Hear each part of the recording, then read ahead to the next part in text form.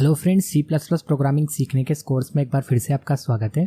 और आज की इस क्लास के अंदर हम सी प्लस प्लस में स्टैटिक मेंबर्स के बारे में बात करेंगे। और यदि आपने अभी तक इस सीरीज के जो प्रीवियस वीडियो उन्हें नहीं देखा है तो उस पर मैंने प्लेलिस्ट बना दी और उस प्लेलिस्ट का लिंक मैं आपको इस वीडियो के डिस्क्रिप्शन बॉक्स में दे दूंगा। तो आप एक बार अपने पुराने कंसेप्ट भी क्लियर कर लेना अगर आपके पुराने कंसेप्ट क्लियर नहीं है तो। बात करते हैं हम सी प्लस प्लस के अंदर स्टैटिक मेंबर्स की। देखिए, क्लास के मेंबर्स कौन होते हैं? क्लास के मेंबर्स होते हैं मेंबर वेरिएबल और मेंबर फंक्शन। तो इसका मतलब है कि आप क्लास के अंदर स्टैटिक वेरिएबल बना सकते हैं और स्टैटिक फंक्शन बना सकते हैं। ठीक है, तो यहाँ पर मैंने स्टैटिक मेंबर वेरिएबल्स के बारे में कुछ लिखा हुआ है। यहाँ पर जो भी लिखा हुआ है इसको मैं विद एग्जांपल आपको क्लियर करूंगा कि स्टैटिक मेंबर वेरिएबल क्या होते हैं। सबसे पहली बात स्टैटिक मेंबर वेरिएबल्स के लिए कि define a class member static using static keyword. कि जब भी आपको क्लास के मेंबर अगर स्टैटिक टाइप के बनाने यानी स्टैटिक वेरिएबल बनाना है, क्लास के मेंबर्स कौन होते हैं? वेरिएबल्स भी होते हैं। तो इसका मतलब अगर आपको क्लास के अंदर स्टैटिक वेरिएबल बनाना है तो उसको आपको स्टैटिक कीवर्ड के साथ डिफाइन करना पड़ता है। देखिए कुछ इस तरीके से, मान लीजिए हमने क्लास बनाई है डेमो। ये क्लास है, ये लिख देता हूँ चलो मैं यहाँ। और इस क्लास के अंदर हम कुछ क्लास के मेंबर वेरिएबल बनाएंगे। ओके, ये क्लास है और मैं ऐसे बॉक्स में क्यों बना रहा हूँ? क्योंकि क्लास क्या होती है, क्लास की बॉडी क्लोज कर दी जाती है। तो यहाँ पर मैं आपको दर्शाना चाहता हूँ कि ये क्लास है। ओके, इस क्लास के मेंबर कौन कौन हो सकते हैं? मेंबर वेरिएबल हो सकते हैं और मेंबर फंक्शन हो सकते हैं। फिलहाल हम मेंबर वेरिएबल की बात करें तो इस डेमो क्लास के अंदर एक तो नॉन स्टैटिक वेरिएबल है इंटीजर में, वो है एक्स। तो यहाँ पर मैं इंटीजर में एक वेरिएबल बनाता हूँ एक्स। देखिए, मैं आपको एक बात बताता हूँ कि बाय डिफ़ॉल्ट क्लास के जो मेंबर वेरिएबल होते हैं वो नॉन स्टैटिक टाइप के होते हैं। यानी अगर आपने एक नॉर्मल वेरिएबल बनाया क्लास के अंदर तो वो एक नॉन स्टैटिक वेरिएबल कहलाएगा। ठीक है, या नॉन स्टैटिक मेंबर वेरिएबल आप उसे बोल सकते हैं। अब स्टैटिक बनाने के लिए जैसा कि यहाँ पर लिखा हुआ है कि आपको स्टैटिक कीवर्ड यूज़ करना पड़ेगा। तो हम ऐसे लिखेंगे STATIC स्टैटिक। और इंटीजर टाइप का मैं एक वेरिएबल बना लेता हूँ आई। तो आई एक स्टैटिक वेरिएबल है। ठीक है, नॉन स्टैटिक वेरिएबल कौन सा है? एक्स। और स्टैटिक वेरिएबल कौन सा है? आई। कैसे पता लग रहा है? इस स्टैटिक कीवर्ड से। अब इस डेमो क्लास के अंदर ये दो मेंबर वेरिएबल हो गए, एक स्टैटिक है एक नॉन स्टैटिक है। अब यहाँ पर जो भी लिखा हुआ है उसके हिसाब से मैं आपको एक्सप्लेन करूंगा कि क्लास के स्टैटिक मेंबर वेरिएबल कौन से होते हैं और ये आपको क्या फैसिलिटी देते हैं। तो देखो, जब भी किसी क्लास का आप ऑब्जेक्ट बनाते हैं तो यहाँ पर हम क्या कर रहे हैं, डेमो क्लास का एक ऑब्जेक्ट बनाते हैं। तो डेमो क्लास का ऑब्जेक्ट बनाने के लिए हमें क्या करना पड़ेगा? सबसे पहले लिखना पड़ेगा डेमो और उसके बाद कोई भी ऑब्जेक्ट का नाम। तो यहाँ पर मैंने obj1 ले लिया। ठीक है, और एक ऑब्जेक्ट और बना लेते हैं obj2। दो ऑब्जेक्ट बना लिए हमने डेमो क्लास के। अब देखो यहाँ पर जो सेकेंड लाइन में लिखा हुआ है there is only one copy of the static member. इसका मतलब है कि देखो, जब भी आप ऑब्जेक्ट बनाएंगे, जैसे आपने ऑब्जेक्ट 1 बनाया तो होगा ये कि ये ऑब्जेक्ट 1 अपने लिए इस नॉन स्टैटिक वेरिएबल की, यानी इसकी बात करूँ मैं एक्स की कॉपी कर लेगा। तो ये जो एक्स है ना, ये ऑब्जेक्ट 1 के लिए अलग से बन जाएगा। मतलब जब भी ऑब्जेक्ट 1 एक्स में वैल्यू पास करेगा तो वो इसके खुद के वाले एक्स में जाएगी। ऐसी जब भी ऑब्जेक्ट 2 इस एक्स में वैल्यू पास करेगा तो ये इसके वाले एक्स में जाएगी। तो non static variable object associative होते हैं जबकि स्टैटिक वेरिएबल क्लास एसोसिएटिव होते हैं। इस बात का मतलब है कि जब भी उस क्लास का नया ऑब्जेक्ट बनेगा, ऑब्जेक्ट नॉन स्टैटिक वेरिएबल की कॉपी कर लेते हैं अपने लिए। ठीक है, अब हम तो बात कर रहे थे स्टैटिक वेरिएबल की। अब देखो यहाँ पर लिखा हुआ है there is only one copy of the static member. अब इसका मतलब यह है कि जब भी क्लास का नया ऑब्जेक्ट बनेगा तो स्टैटिक मेंबर कॉपी नहीं होते, जबकि non static member variable copy हो जाते हैं। तो ऑब्जेक्ट 1 के लिए एक्स कॉपी हुआ था, ऑब्जेक्ट 2 के लिए एक्स कॉपी हुआ था, क्योंकि एक्स एक नॉन स्टैटिक मेंबर वेरिएबल है। अब अगर इस बात को हम स्टैटिक वेरिएबल पर अप्लाई करें तो नहीं होगी, क्योंकि स्टैटिक वेरिएबल ऑब्जेक्ट कितने भी बना लो आप, क्लास के कितने भी ऑब्जेक्ट क्रिएट हो जाएं, वो कॉपी नहीं होते।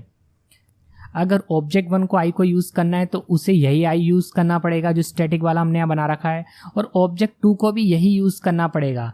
अब अगर ऑब्जेक्ट 3 भी बनता है तो भी उसे इसी आई को यूज़ करना पड़ेगा। यानी there is only one copy of the static member. इसकी कॉपी नहीं होती, केवल एक ही रहता है। ये जो आपने शुरुआत में बना दिया स्टैटिक टाइप का वेरिएबल वही रहेगा सभी ऑब्जेक्ट के लिए, जबकि नॉन स्टैटिक वेरिएबल सबके लिए अलग अलग कॉपी हो जाता है।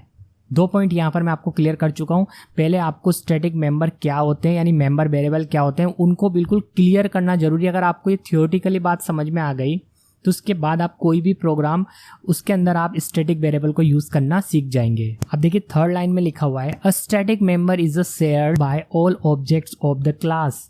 वही बात जो मैं आपको समझा चुका हूँ कि स्टैटिक जो वेरिएबल हैं यानी स्टैटिक जो मेंबर है क्लास के उन्हें शेयर किया जा सकता है सभी ऑब्जेक्ट के साथ। देखिए यहाँ पर आई को हम ऑब्जेक्ट 1 के साथ भी शेयर कर रहे हैं और ऑब्जेक्ट 2 के साथ भी शेयर कर रहे हैं और अगर और भी ऑब्जेक्ट होते तो आई को शेयर कर सकते थे। अब देखिए आपको कुछ बातों को और समझना है। जैसे आपने ऑब्जेक्ट 1 बनाया और ऑब्जेक्ट 2 बनाया डेमो क्लास का। अब ऑब्जेक्ट 1 से देखो यहाँ पर मैं आपको बताता हूँ ऑब्जेक्ट जो आपका 1 है इससे आपने एक्स के अंदर कुछ पास किया यानी कोई वैल्यू पास करी। जैसे मान लो आपने एक्स के अंदर 10 पास कर दिया, ठीक है। तो ये जो एक्स है ना ये ऑब्जेक्ट 1 ने जो अपनी कॉपी बनाई थी ना इसकी इसमें जाएगा यानी ये 10 यहाँ आ जाएगा। एक्चुअल में होगा तो वो क्लास के अंदर बट नॉन स्टैटिक वेरिएबल को कॉपी कर लिया जाता है ऑब्जेक्ट के द्वारा यानी इसकी कॉपी बना ली जाती है। तो वो अपने वाले एक्स के अंदर भेजेगा यानी यहाँ कितना हो जाएगा 10 हो जाएगा। ध्यान से समझना आपको ऑब्जेक्ट 1 के एक्स में 10 हो जाएगा क्योंकि ऑब्जेक्ट 1 ने एक्स में 10 भेजा है। अब अगर ऑब्जेक्ट 2 फिर से एक्स में कुछ भेजता है जैसे 20 मान लो। अब देखो ये जो 20 है ना वो इस एक्स में नहीं जाएगा, ये तो ऑब्जेक्ट 1 का है तो वो अपने वाले एक्स में जो उसने कॉपी बनाया था ना नॉन स्टैटिक वेरिएबल को उसमें भेजेगा 20 यानी इस एक्स के अंदर 20 चला जाएगा। ओके। अब देखो आप क्लास की बॉडी के बाहर स्टैटिक वेरिएबल को इनिशियलाइज कर सकते हो कुछ इस तरीके से। तो इसको इनिशियलाइज करने के लिए सबसे पहले आएगा डेटा टाइप। तो डेटा टाइप है इंटीजर। फिर क्लास का नाम क्या है डेमो। फिर स्कोप रिजोल्यूशन ऑपरेटर, ये वाला ऑपरेटर होता है, ठीक है। उसके बाद जो भी आपने स्टैटिक वेरिएबल बनाया उसका नाम इक्वल टू आप जो भी वैल्यू आई के अंदर इनिशियलाइज करना चाहते हैं वो। तो यहाँ पर मैं जैसे मान लो कुछ भी नहीं लिखता हूँ, अगर लिखता हूँ जैसे मैंने मान लो 20 लिख दिया तो आई की वैल्यू 20 हो जाएगी। लेकिन मान लो अगर हम कुछ भी नहीं लिखते हैं तो यहाँ पर देखो एक लाइन लिखी हुई है static variables are initialised to 0। ये 0 से इनिशियलाइज हो जाएगा कौन आई। It is initialised only once और ये केवल एक बार ही ऐसा होता है। तो यहाँ पर देखो मैं अभी कुछ नहीं लिखता हूँ, ठीक है। अगर आप लिख दोगे तो वही वैल्यू इनिशियलाइज हो जाएगी और आप कुछ भी नहीं लिखोगे तो आई की वैल्यू 0 हो जाएगी। तो अभी इस आई की वैल्यू कितनी हो चुकी है 0 हो चुकी है। मैं ऐसे लिख देता हूँ सेमीकोलन के बाद ही मैंने इक्वल लगा दिया बट ऐसा होता नहीं है पर यहाँ मैं आपको समझा रहा हूँ। तो आप मान लीजिए आई की वैल्यू कितनी हो गई 0 हो गई है। अब देखो यहाँ पर अगर आप कुछ ऐसा करते हो ऑब्जेक्ट 1 डॉट इस बार आपने ऑब्जेक्ट 1 से आई में कोई वैल्यू पास करी, सपोज आपने 20 पास कर दिया, ठीक है। तो ये ऑब्जेक्ट 1 ऐसा कुछ नहीं है कि इसका कोई अलग से आई था। इस ऑब्जेक्ट 1 को यही आई यूज करना है जो कि एक स्टैटिक वेरिएबल है। और यहाँ पर मैंने स्टैटिक वेरिएबल के साथ जो कंडीशन थी वो पहले ही क्लियर कर दी आपको कि ऑब्जेक्ट अपनी खुद की कॉपी नहीं बना सकता। जैसे उसने नॉन स्टैटिक वेरिएबल यानी एक्स की कॉपी बना लिया था और अपने वाले एक्स के अंदर 10 पास करा था। यहाँ पर देखो ऑब्जेक्ट 1 से हमने एक्स में 10 पास करा था तो उसके खुद के एक्स में गया था। जब हमने ऑब्जेक्ट 2 से एक्स में कुछ पास करा था तो वो उसके खुद के वाले एक्स के अंदर 20 उसने पास कर दिया था, ठीक है। यानी 20 की वैल्यू हो गई थी। बट ऐसा स्टैटिक वेरिएबल के साथ नहीं होगा। जब आप ऑब्जेक्ट 1 से आई में कुछ पास करोगे तो 0 से यहाँ पर 0 हटेगा, यहाँ पर 20 आ जाएगा क्योंकि वेरिएबल की वैल्यू बदली जा सकती है। तो यहाँ पर 20 आ जाएगा। फिर अगर आपने यहाँ पर ऑब्जेक्ट 2 से, यहाँ पर देखिए ऑब्जेक्ट 2 से अगर आई के अंदर कुछ नई वैल्यू पास कर दी, जैसे मान लीजिए 30 पास कर दी मैंने, तो यहाँ पर ऐसा कुछ नहीं है कि नई कॉपी होगी आई की, नहीं होगी, ये तो मैं आपको पहले ही बता चुका हूँ। तो यहाँ पर ये 20 हटेगा और यहाँ पर 30 आ जाएगा। तो अब जो आई की वैल्यू है वो फाइनल क्या है 30, ठीक है। तो इसका मतलब आपको ये बात समझ में आ रही है। जो मैं आपको यहाँ पर ये पॉइंट समझा रहा हूँ ये बहुत काम की बात है। अगर आपको ये समझ में आ गया तो फिर आप किसी भी प्रोग्राम में स्टैटिक को यूज़ करना सीख जाओगे, यानी स्टैटिक वेरिएबल को बनाना सीख जाओगे, ठीक है। तो यहाँ पर आप साफ देख पा रहे हैं कि नॉन स्टैटिक वेरिएबल यानी एक्स तो कॉपी हो रहा था लेकिन स्टैटिक वेरिएबल कॉपी नहीं हो रहा है। ऑब्जेक्ट को वही यूज करना पड़ेगा जो एक बार बन चुका है, ठीक है, नई कॉपी नहीं बनेगी। साथ ही आप स्टैटिक वेरिएबल को क्लास के नाम के साथ स्कोप रिजोल्यूशन ऑपरेटर लगाकर भी एक्सेस कर सकते हो। देखो आई को हमने एक्सेस कर रखा है तो ऐसा भी किया जा सकता है। अब मैं आपको इसका एक प्रोग्राम दिखाता हूँ प्रॉपर जो बना हुआ है, उसे कंपाइल रन करके दिखाऊंगा, आपको बात और अच्छे से समझ में आ जाएगी। तो यहाँ पर मैंने देव C++ ओपन कर लिया और यहाँ पर मैंने एक एग्जांपल ऑलरेडी बनाकर रखा हुआ है, static member variable in class. यहाँ पर हमने एक डेमो क्लास बनाई है। डेमो क्लास के अंदर हमने देखो एक इंटीजर में एक एक्स वेरिएबल बना लिया, ठीक है। स्टैटिक टाइप का वेरिएबल है आई, ठीक है। क्लास की बॉडी यहाँ पर क्लोज कर दिए, डेमो क्लास यहाँ पर बंद हो गई। उसके बाद देखो मैंने यहाँ पर डेमो को इनिशियलाइज किया, लेकिन मैंने कोई वैल्यू पास नहीं करी, तो बाय डिफॉल्ट आई की जो वैल्यू वो क्या हो जाएगी, 0 हो जाएगी, ठीक है। अगर मैं यहाँ पर कोई वैल्यू पास कर दूं तो वही हो जाएगी जो मैं यहाँ पर वैल्यू पास करूंगा, आई की वैल्यू शुरुआत में। तो इस तरह से आप स्टैटिक वेरिएबल को इनिशियलाइज कर सकते हो। ये भी आपको याद रखना है कि ऐसे इनिशियलाइज किया जाता है क्लास की बॉडी के बाहर। डेटा टाइप बताना है आपको, क्लास का नाम देना है, स्कोप रिजोल्यूशन ऑपरेटर लगाना है और उसके बाद आपको वेरिएबल का नाम देना है जो आपने स्टैटिक टाइप का बनाया है। उसके बाद इक्वल लगा के आप जो भी वैल्यू इनिशियलाइज करना चाहो, अगर आप नहीं करना चाहो तो बाय डिफॉल्ट आई की वैल्यू क्या होगी, 0 होगी। इसके बाद मैं मेन फंक्शन में आ गया और यहाँ पर सबसे पहले मैंने देखो आई की वैल्यू को प्रिंट करा। सी आउट के सामने मैंने डायरेक्ट आई की वैल्यू को एक्सेस करा। जैसा कि मैंने आपको बताया कि स्टैटिक वेरिएबल को आप डायरेक्ट क्लास के नाम के साथ स्कोप रिजोल्यूशन ऑपरेटर लगाकर भी एक्सेस कर सकते हो। जरूरी नहीं है ऑब्जेक्ट बनाकर ही एक्सेस किया जाए, ओनली स्टैटिक वेरिएबल की बात कर रहा हूं मैं, ठीक है। तो यहाँ पर आउटपुट देखो क्या आ जाएगा, यहाँ पर आउटपुट आ जाएगा 0। क्यों? क्योंकि मैंने आपको बताया कि शुरुआत में स्टैटिक वेरिएबल अपने आप 0 से इनिशियलाइज हो जाता है। जब प्रिंट करूंगा ना, मैं अभी रन करके दिखाऊंगा आपको, तो यहाँ पर 0 प्रिंट होगा। उसके बाद डेमो क्लास का मैंने 2 ऑब्जेक्ट बनाए, एक ऑब्जेक्ट 1 एक ऑब्जेक्ट 2। ऑलरेडी मैंने आपको बता दिया था, अभी डायग्राम से समझा रहा था मैं आपको।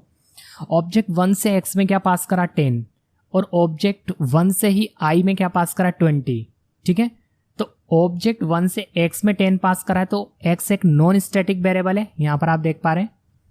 तो ऑब्जेक्ट 1 के लिए x की कॉपी हो गई होगी, तो x यानी ऑब्जेक्ट 1 का x और उसमें 10 गया है। उसके बाद ऑब्जेक्ट 1 ने i में 20 पास करा, लेकिन i की कॉपी नहीं हुई। क्यों नहीं हुई? क्योंकि i एक स्टैटिक वेरिएबल है जो कि कॉपी नहीं हो सकता ऑब्जेक्ट के लिए। सेम यहाँ पर ऑब्जेक्ट 2 ने x में कुछ पास करा, यानी 30 पास करा, तो ऑब्जेक्ट 2 ने अपने वाले x में 30 पास करा है, लेकिन जब ऑब्जेक्ट 2 ने आई में 50 पास करा तो आई नया नहीं बना, नई कॉपी नहीं हुई, जो पहले से आई था ना उसमें 50 गया है। तो देखो सबसे पहले आई की वैल्यू यहाँ पर हमने इनिशियलाइज नहीं करा, लेकिन बाय डिफॉल्ट 0 से हो जाता है, तो 0, तो यानी 0 प्रिंट होगा। फिर उसके बाद आई की वैल्यू 20 तो हुई थी, लेकिन इससे कोई फर्क नहीं पड़ता कि 20 हुई थी, क्योंकि लास्ट आई की वैल्यू क्या है, आई की वैल्यू ऑब्जेक्ट 2 ने 50 कर दी है, तो अब आई की वैल्यू क्या बन गई, 50। तो अब जब भी आई की वैल्यू यूज में लाई जाएगी वो 50 होगी, जब तक कि उसे कोई नया ऑब्जेक्ट ओवरराइट ना कर दे, मतलब इस तरह से वैल्यू पास करके।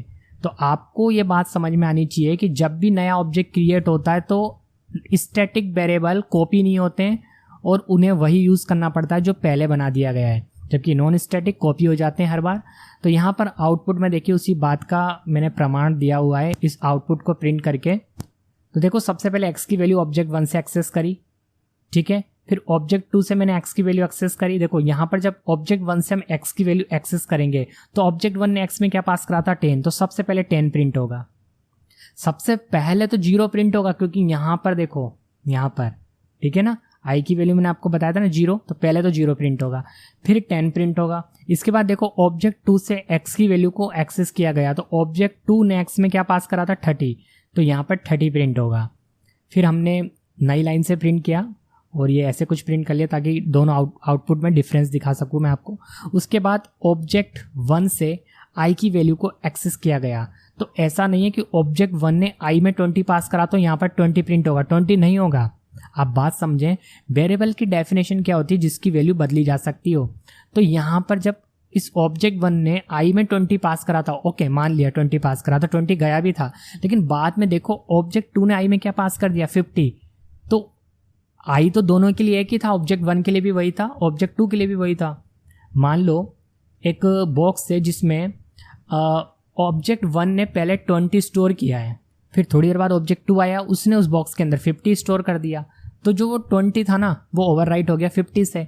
इसलिए यहाँ पर जब ऑब्जेक्ट 1 i को एक्सेस करेगा और उसकी वैल्यू प्रिंट करने के लिए यहाँ पर सी आउट के सामने ऐसे लिखा जाएगा, तो यहाँ पर जो आउटपुट है ना वो 50 आएगा, ना कि कितना आना चाहिए आपके हिसाब से 20। तो 20 तो नहीं आएगा क्योंकि वो ओवरराइट हो चुका है, यहाँ पर 50 आएगा। और ऑब्जेक्ट 2 से जब i को एक्सेस करेंगे तो इसका मतलब ये नहीं है कि ऑब्जेक्ट 2 ने i में 50 पास करा था इसलिए 50 आ रहा, नहीं, i की वैल्यू ही 50 है इसलिए यहाँ पर 50 आएगा।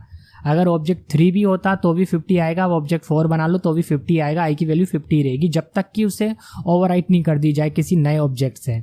नए ऑब्जेक्ट बनाकर ऐसा कुछ लिखकर तब तक आई की वैल्यू 50 रहने वाली है।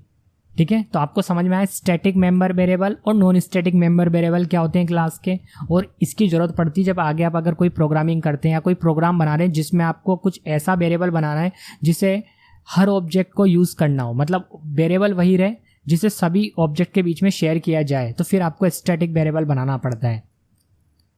अब मैं आपको इस प्रोग्राम को कंपाइल रन करके दिखाता हूँ। तो एग्जीक्यूट में जाता हूँ, कंपाइल रन करता हूँ। ओके, तो आप आउटपुट देख पा रहे हैं यहाँ पर सबसे पहले 0, फिर 10, फिर 30, 50, 50, 50, 3 बार 50 आया क्योंकि फाइनल आई की वैल्यू 50 थी। एक बार और 50 क्यों आया लास्ट में, मैंने आई थिंक आपको ये नहीं बताया, वो इसलिए आया क्योंकि हमने क्लास के नाम के साथ स्कोप रेजोल्यूशन ऑपरेटर लगाकर आई की वैल्यू को एक्सेस कर लिया, तो ऑब्वियसली आई की वैल्यू लास्ट में क्या है 50 थी ना, तो 50 प्रिंट हो गई। तो इस तरह से भी स्टैटिक वेरिएबल को एक्सेस किया जा सकता है। एक बार देखो मैं यहाँ पर नॉन स्टैटिक वेरिएबल को एक्सेस करता हूँ, यानी मैं अगर यहाँ पर एक्स कर दूँ, एक्स कैसा है नॉन स्टैटिक, सेव करता हूँ, कंपाइल रन करता हूँ। देखो एक्स को एक्सेस नहीं किया जा सकता, एरर आ गई क्योंकि एक नॉन स्टैटिक वेरिएबल है। यहाँ भी देखो लिखा हुआ है नॉन स्टैटिक डेटा मेंबर, तो नॉन स्टैटिक मेंबर को ऐसे आप एक्सेस नहीं कर सकते, जबकि स्टैटिक वेरिएबल को आप क्लास के नाम के साथ स्कोप रेजोल्यूशन ऑपरेटर लगाकर एक्सेस कर सकते हैं। यही दोनों में डिफरेंस है। अब जो स्टैटिक कीवर्ड है इसका यूज करके आप केवल स्टैटिक वेरिएबल ही नहीं स्टैटिक फंक्शन भी बना सकते हैं, क्योंकि यहाँ पर देखिए static members of a C++ class, क्योंकि देखिए क्लास के मेंबर केवल वेरिएबल ही नहीं है, फंक्शंस भी तो है, इसलिए आप चाहें तो स्टैटिक फंक्शन भी बना सकते हैं। तो स्टैटिक फंक्शन के बारे में मैंने यहाँ पर कुछ लिखा हुआ है जिसे आपको ध्यान रखना है स्टैटिक फंक्शन बनाते समय। देखो सबसे पहले तो हम एक क्लास बनाते हैं, फिर मैं आपको इन्हें समझाता हूँ। तो यहाँ पर हम कोई भी एक क्लास बना लेते हैं, क्लास हमारी वही रहेगी डेमो, क्योंकि मैं आपको डेमो दे रहा हूँ। डेमो क्लास बना ली। अब इस क्लास के अंदर अगर आपने स्टैटिक फंक्शन बनाया है, जैसे मान लो इस क्लास के अंदर कोई हम फंक्शन बनाते हैं, फंक्शन कैसे बनाएंगे स्टैटिक, ऑब्वियसली स्टैटिक कीवर्ड तो आएगा ही, और आपको जो रिटर्न टाइप है वो तो बताना ही है, तो यहाँ पर वॉइड बता देता हूँ मैं। और फंक्शन का नाम मैं यहाँ पर देखो यहाँ नीचे लिख देता हूँ प्रिंट MSG, ये रख लिया प्रिंट MSG, ये फंक्शन है, इसकी बॉडी स्टार्ट करी और ये कुछ प्रिंट करेगा। ठीक है, सी आउट से मैं प्रिंट करा देता हूँ, चलो ये सी आउट, और यहाँ पर मैं लिख देता हूँ वेलकम, इतना सा लिख देता हूँ। यानी स्टैटिक एक फंक्शन हमने बना लिया। स्टैटिक फंक्शन बनाने के लिए बस आपको स्टैटिक कीवर्ड लगाना है आगे, फिर उसके बाद रिटर्न टाइप बताना है, फंक्शन का नाम जो भी आप पहले बनाते थे बिल्कुल वैसे ही करना है, और जो भी बॉडी आपको लिखनी है फंक्शन की वो आप लिख सकते हैं। अब स्टैटिक फंक्शन होते कौन से फंक्शन है, देखिए यहाँ पर मैंने लिखा हुआ है static member function also does not depend on object of a class. इसका मतलब है कि जो स्टैटिक मेंबर फंक्शन होते हैं वो ऑब्जेक्ट पर डिपेंड नहीं होते हैं, उन्हें क्लास से भी एक्सेस किया जा सकता है। कैसे, देखो मैं आपको बताता हूँ। आपने यहाँ पर इस क्लास का ऑब्जेक्ट बनाया, क्लास का ऑब्जेक्ट कैसे बनाएंगे आप, डेमो और कोई भी ऑब्जेक्ट का नाम जो कि मैंने यहाँ पर रख लिया, OBJ रख लिया। अब अगर आपको इस फंक्शन को एक्सेस करना है तो पहले आप क्या करते थे, देखो अगर ये एक नॉर्मल फंक्शन होता तो आप कैसे लिखते थे, पहले ऑब्जेक्ट का नाम, मेंबर एक्सेस ऑपरेटर लगाया आपने डॉट, उसके बाद फंक्शन का नाम यानी प्रिंट MSG। ठीक है, अब ये फंक्शन कॉल हो जाएगा और वेलकम प्रिंट हो जाएगा। बट जैसा कि मैं आपको बोल रहा हूँ कि जो स्टैटिक फंक्शन है वो ऑब्जेक्ट पर डिपेंड नहीं है, आपको ऑब्जेक्ट बनाने की जरूरत ही नहीं है, ये कुछ भी करने की जरूरत नहीं है। आप स्टैटिक फंक्शन को डायरेक्ट क्लास से भी एक्सेस कर सकते हैं। कैसे, देखो सीधे आपको मेन फंक्शन बनाना है, मेन फंक्शन बनाने के बाद आपको यहाँ पर अंदर ऐसे लिख देना है डेमो, क्लास का नाम बताना है जिस भी क्लास में वो स्टैटिक फंक्शन है। इसके बाद आपको स्कोप रेजोल्यूशन ऑपरेटर लगाना है, उसके बाद फंक्शन का नाम देना है, और ये आपका काम हो गया। देखो सीधे आपने प्रिंट मैसेज जो फंक्शन हमने बनाया था इसे एक्सेस कर लिया क्लास के नाम के साथ, और वेलकम जो है इसकी बॉडी में लिखा हुआ ये चल जाएगा, नहीं प्रिंट हो जाएगा। तो स्टैटिक फंक्शन को आप डायरेक्ट क्लास से भी एक्सेस कर सकते हैं, उनके लिए आपको ऑब्जेक्ट बनाने की जरूरत नहीं है। यहाँ पर देखिए लास्ट में एक बात लिखी हुई है कि a static function can only access other static variables और functions present in the same class. इसका मतलब यह है कि जो स्टैटिक फंक्शन होते हैं वो स्टैटिक वेरिएबल्स को एक्सेस कर सकते हैं और फंक्शंस को एक्सेस कर सकते हैं जो भी उस क्लास में अवेलेबल है, जिस क्लास में आपने स्टैटिक फंक्शन बना रखा है। तो इसके लिए भी मैंने देखो एक प्रोग्राम बना रखा है ताकि आपको अच्छे से समझ में आ जाए। तो चलिए देव C++ में चलते हैं। तो यहाँ पर एग्जाम्पल नंबर 2 में जाते हैं और यहाँ पर देखो मैंने जो भी आपको समझाया वही बना रखा है। डेमो क्लास है, डेमो क्लास के अंदर मैंने एक स्टैटिक मेंबर फंक्शन बना रखा है। प्रिंट मैसेज इसका नाम है, प्रिंट MSG शॉर्ट में लिखा हुआ है। और जब ये स्टैटिक फंक्शन चले तो वेलकम टू माइक्रो सॉल्यूशन ये प्रिंट हो जाए। ये क्लास की बॉडी हमने यहाँ पर बंद कर दी। ओके, इसके बाद ये मेन फंक्शन बनाया और यहाँ पर आप नोटिस करना कि यहाँ पर मैंने क्लास का ऑब्जेक्ट नहीं बनाया। यहाँ पर मैं हर बार क्या लिखता था, क्लास का नाम और ऑब्जेक्ट का नाम, फिर उसके बाद ऑब्जेक्ट से डॉट लगाकर मैं फंक्शन को एक्सेस करता था, जो कि मैंने नहीं करा क्योंकि ये ऑब्जेक्ट पर डिपेंड नहीं होते हैं। कौन? Static function.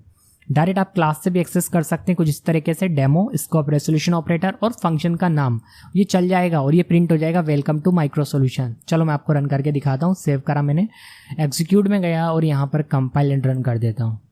Now you can see here welcome to micro solution. अगर फ्रेंड्स वीडियो पसंद आ रहा है तो प्लीज़ वीडियो को लाइक भी कर दीजिए। ठीक है, तो समझ में आ गया आपको स्टैटिक मेंबर फंक्शन कौन से होते हैं क्लास के। स्टैटिक मेंबर फंक्शन को समझाने के लिए मैंने एक एग्जांपल और बनाया, एग्जांपल नंबर 2 है ये। इसके अंदर क्लास वही है डेमो, लेकिन इस बार मैंने ये बताया आपको कि स्टैटिक जो फंक्शन है वो स्टैटिक वेरिएबल को एक्सेस कर सकते हैं। तो यहाँ पर स्टैटिक में मैंने एक नम नाम का वेरिएबल बना लिया, इंटीजर टाइप का। ये एक n वेरिएबल है जो कि नॉन स्टैटिक नॉर्मल वेरिएबल है जो हर बार हम बनाते थे क्लास के अंदर। पब्लिक में मैंने एक सेट वैल्यू नाम का फंक्शन बनाया, नॉर्मल फंक्शन, स्टैटिक फंक्शन नहीं है। देखो स्टैटिक कीवर्ड नहीं लग रहा, कंफ्यूज मत होना। यानी जब ये फंक्शन चलेगा तो जो नम वेरिएबल हमने यहाँ पर स्टैटिक टाइप का बनाया है वो इंक्रीमेंट होगा और n में चली जाएगी वो वैल्यू। ठीक है, अब मैंने आपको एक बात समझाई थी कि बाय डिफॉल्ट जो नम है वो 0 से इनिशियलाइज होता है। क्लास की बॉडी के बाहर हम जैसे लिखते हैं ना, जब कोई वैल्यू नहीं देते तो वो 0 से इनिशियलाइज हो जाएगा। अभी देखो मैं आपको बताऊंगा कहाँ हो रहा है ये इनिशियलाइज। तो यहाँ पर नम की वैल्यू इंक्रीमेंट होगी और वो n में जाएगी कब? जब सेट वैल्यू नाम का फंक्शन कॉल होगा। नीचे आते हैं, शो वैल्यू नाम का एक फंक्शन है इस क्लास के अंदर जो कि वैल्यू प्रिंट करेगा n की। अब यहाँ पर मैंने एक प्रिंट नंबर नाम का स्टैटिक फंक्शन बना रखा है। ठीक है, 2 फंक्शन नॉर्मल है, सेट वैल्यू और शो वैल्यू। एक स्टैटिक फंक्शन है प्रिंट नंबर नाम का और ऊपर 2 वेरिएबल है, एक नॉर्मल वेरिएबल है, एक स्टैटिक वेरिएबल है। नॉर्मल मतलब नॉन स्टैटिक वेरिएबल। क्लास की बॉडी यहाँ पर क्लोज कर दी गई। अब देखो यहाँ पर मैंने नम को इस तरह से इनिशियलाइज करा, तो लेकिन यहाँ मैंने इक्वल लगा के कोई वैल्यू नहीं बताई, तो बाय डिफॉल्ट नम की वैल्यू क्या हो जाएगी? 0 हो जाएगी, जैसा कि मैं आपको ऑलरेडी बता चुका हूँ। अब यहाँ पर मेन फंक्शन में आते हैं। डेमो क्लास के लिए 2 ऑब्जेक्ट बनाए, ऑब्जेक्ट 1 और ऑब्जेक्ट 2। ऑब्जेक्ट 1 से मैंने सेट वैल्यू को पहली बार कॉल करा। जब इस सेट वैल्यू वाला फंक्शन कॉल होगा, देखो यहाँ पर है सेट वैल्यू, ये रहा, तो इसकी बॉडी में आएगा और यहाँ पर देखो जो नम है वो x से इंक्रीमेंट होगा। नम में क्या है? अभी 0 है। क्यों है 0? क्योंकि यहाँ पर देखो, यहाँ ये चला होगा तो 0 हो गया होगा, तो नम में 0 है। 0 x से इनिशियलाइज होगा, n में कितना जाएगा? 1। जब पहली बार हमने इस फंक्शन को चलाया तो n में क्या गया? 1। दोबारा से हमने ऑब्जेक्ट 2 से फिर से सेट वैल्यू फंक्शन को कॉल करा, फिर से इसी फंक्शन को कॉल करा, तो फिर से फंक्शन चला। तो इस बार नम की वैल्यू कितनी है? इस बार नम की वैल्यू जो है ना वो हो चुकी है 1, क्योंकि एक बार इंक्रीमेंट हो चुकी है जब पहली बार फंक्शन चलाए। तो फिर इंक्रीमेंट होकर कितना हो जाएगी? 2। तो फिर n की वैल्यू कितनी हो जाएगी? 2 हो जाएगी। अब यहाँ पर देखें, ऑब्जेक्ट 1 से शो वैल्यू को कॉल किया गया, तो यहाँ पर n की वैल्यू शो होगी। ठीक है, शो वैल्यू को कॉल किया गया, n की वैल्यू शो होगी। ऐसे यहाँ पर देखें, ऑब्जेक्ट 2 से शो वैल्यू को कॉल किया गया तो फिर से n की वैल्यू प्रिंट होगी। लेकिन यहाँ पर देखेंगे हम डायरेक्ट क्लास के नाम से हमने प्रिंट नंबर नाम के फंक्शन को कॉल किया जो कि एक स्टैटिक फंक्शन है, तो यहाँ पर ये नंबर की वैल्यू को प्रिंट करेगा जो नम में है। अब नम में क्या है? नम में देखो, नम में क्या है? 2 है। 2 कैसे? ध्यान से देखना, पहली बार चला था तो 0 से 1 हुआ था, दूसरी बार चला था तो 2 हो गया था ना, तो नम की जो फाइनल वैल्यू थी ना वो 2 है, तो यहाँ पर 2 प्रिंट होगा। चलो मैं आपको आउटपुट दिखाता हूँ ताकि आपको और अच्छे से क्लियर हो जाए। तो मैं इसे कंपाइल एंड रन करता हूँ। देखो वैल्यू ऑफ n, तो पहली बार n की वैल्यू 1। जब ऑब्जेक्ट 1 से शो वैल्यू को चलाया गया तो मैंने आपको एक बात समझाई थी कि जब भी नया ऑब्जेक्ट बनता है नॉन स्टैटिक वेरिएबल कॉपी हो जाते हैं, इसलिए n कॉपी हो गया था।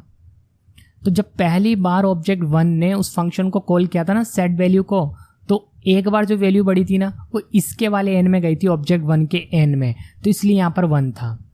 लेकिन n की वैल्यू इंक्रीमेंट जरूर हुई, लेकिन वो ऑब्जेक्ट 2 ने करी थी। n की वैल्यू बड़ी थी लेकिन वो ऑब्जेक्ट 2 की वजह से हुई थी, इसलिए जब शो वैल्यू को चलाया गया तो यहाँ पर एन की वैल्यू 2 प्रिंट हुई है। बात समझ में आ रही है आपको, क्योंकि एन एक नॉन स्टैटिक वेरिएबल है, तो ऑब्जेक्ट 1 के लिए एन अलग था और ऑब्जेक्ट 2 के लिए एन अलग था, तो दोनों ने अपने अपने एन में वैल्यू भेजी थी। तो जब ऑब्जेक्ट 2 से एन की वैल्यू यहाँ पर प्रिंट की गई, यानी शो वैल्यू वाला फंक्शन चलाया गया, तो उसमें एन की वैल्यू प्रिंट कर रही थी, तो 2 प्रिंट हुई। लेकिन देखो डेमो क्लास से डायरेक्ट प्रिंट नंबर नाम का ये फंक्शन एक्सेस किया गया, तो यहाँ पर देखो इसकी वैल्यू 2 प्रिंट हुई है। 2 क्यों हुई है? इसलिए हुई है क्योंकि एक स्टैटिक वेरिएबल था और स्टैटिक वेरिएबल में जो फाइनल वैल्यू थी वो 2 ही थी ना, क्योंकि जब पहली बार चला था उस समय तो वैल्यू 0 थी, फिर वो इंक्रीमेंट हुई तो 1 हो गई, उसके बाद एक बार और हमने यहाँ पर सेट वैल्यू को कॉल करा था तो फिर से वैल्यू इंक्रीमेंट हुई थी तो 2 हो गई थी। तो नंबर की जो वैल्यू थी वो 2 थी, इसलिए यहाँ पर आउटपुट 2 आया। ठीक है, तो यहाँ पर मैंने आपको ये समझाया कि जो प्रिंट नंबर नाम का स्टैटिक फंक्शन है ये स्टैटिक वेरिएबल को एक्सेस कर सकता है, और स्टैटिक वेरिएबल ही था ना ये नम वाला, देखो यहाँ पर, तो इसने एक्सेस कर लिया और नम की वैल्यू इसने शो करवा दी यहाँ पर। ओके फ्रेंड्स, आई होप आपको क्लास के स्टैटिक मेंबर्स यानी स्टैटिक वेरिएबल, स्टैटिक फंक्शन के बारे में पता लग गया होगा। थोड़ी सी प्रैक्टिस करना, प्रोग्राम्स बनाकर देखना, आपको और अच्छे से क्लियर हो जाएगा। तो फ्रेंड्स आज के वीडियो में केवल इतना ही। मैं मिलता हूं आपको नेक्स्ट वीडियो में। अगर आपको वीडियो पसंद आया तो वीडियो को लाइक एंड शेयर करिए, और यदि आपने अभी तक इस चैनल को सब्सक्राइब नहीं करा तो चैनल को अभी सब्सक्राइब कर लीजिए। Thanks for watching.